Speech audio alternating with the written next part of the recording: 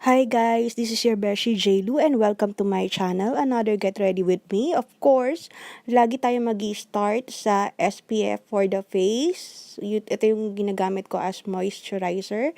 Yung Bello SPF 40 PA+++. And then, nagmix ako ng foundation. Ang ginamit ko is yung LA Girl Pro Coverage High Definition Long Wear Illuminating Foundation in the shade Natural.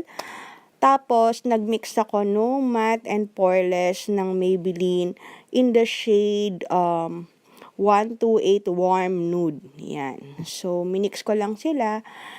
Tapos, using my micro velvet sponge, yan. Of course, exercise tayo sa morning, blend, blend, blend. Using the sponge. Ayan. And then, ang ginamit ko na concealer is yung Fit Me ng Maybelline in the shade Sand Sable. Ayan. Of course, blend and blend ulit. Usually, nilalagay ko siya sa under eye, sa cupid's bow, sa chin, sa ilong, and sa, of course, sa malapad nating noo. Para ma-highlight yung gitna. Ayan. Okay, so of course, blend, blend, blend. Konti lang ako maglagay ng concealer mga besh kasi usually kapag binlend mo siya, mag-move pa siya para may space pa siya mag-move. Of course, choice naman yon kung gaano kadami ang concealer na gagamitin ninyo. But for me, konti lang. Anyway, paubos na rin tong Maybelline. Very maganda yung coverage niya and super favorite ko siya. Anyway, moving on. Gumamit ako ng Pond's na Pinkish White Glow Angel Face UVA UVB. Ito yung nauuso na face powder sa Thailand. And then, to bronze up my face, I am using Park Ave Princess ng Tarte. So, yung bronzer doon, yun yung ginagamit ko para mag-sculpt ng aking face. Yan. Sige, tingala pa, besh. Hanggang sa sumakit ang leeg. Para lang maitago ang double chin. At ang 5 head, of course, wag nating kalimutan yan, mga besh. And then, naglalagay din ako ng bronzer sa ilong, of course, para kunyari matango siya. And dun sa ilalim ng lips, para magmukhang pouty yung ating lips. Yan. And then, gamit ko yung blush dun sa clinic na Jonathan Adler. This was given by my friend. So, ginamit ko yung Sunset Glow na blushing blush, powder blush. Daming blush, diba? Redundant. So, of course, kung ano nilagay mo sa isang part ng pisngi mo, ilalagay mo rin sa kabila para pantay siya, mga besh, diba? And then, going sa eyes, ginamit ko pa rin yung same na maliit na palette ng clinic ko. And yung shadow duo. So, yun yung ginamit ko. Of course, ginamit ko yung lighter shade to set the eyes. And then, yung darker shade na medyo brown to deepen up the crease. Yan. O, diba? So, yun. Tapos, of course, dagdag lang ng dagdag. Binibuild ko lang siya. Hindi yung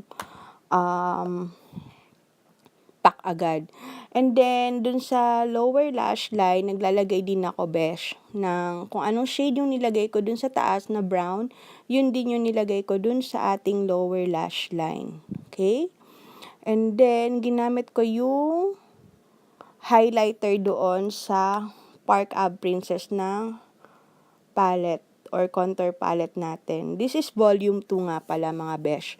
So, yung highlighter doon, yun yung ginamit ko pang highlight, of course.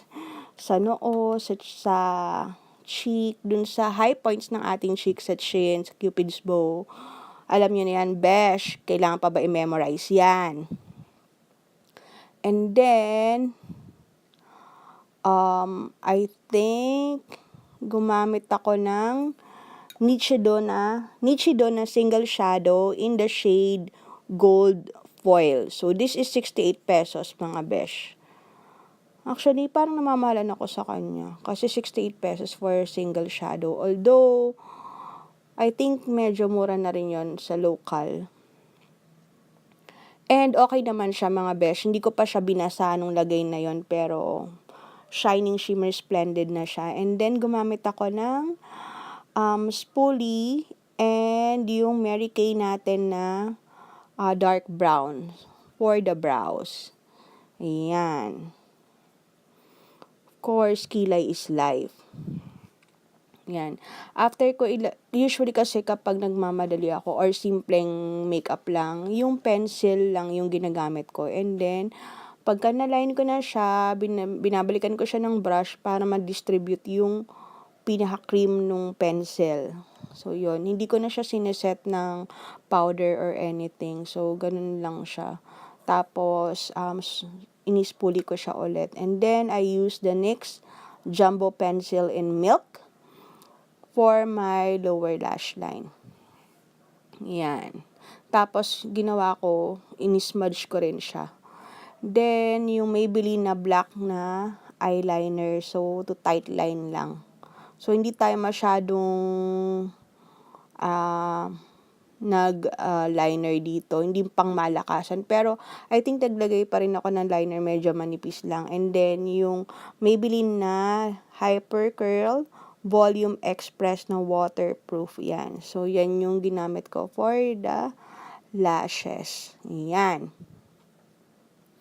And then, yung lipstick ko is yung 660 Touch of Spice na matte ng Maybelline. So, yan. Yan yung ginamit ko for the lips. Simple-simplihan lang tayo mga besh. Yan. Of course, ayun, to finish up the look, nagsuklay lang tayo. Marami tayong magiging series ng Get Ready With Me mga besh kasi lagi akong sa car, lalo nagme-makeup. Kung pwede lang maligo sa loob ng sasakyan, ginawa ko na. And to top it off, ng Top O or Topical Oxygen Supplement na mist. So, yun. And then, pinat ko siya using the sponge. And this is the finished look mga besh. Thank you very much for watching. Please don't forget to subscribe mga Beshie and palike na rin yung video. Maraming salamat and see you on the next one. Bye!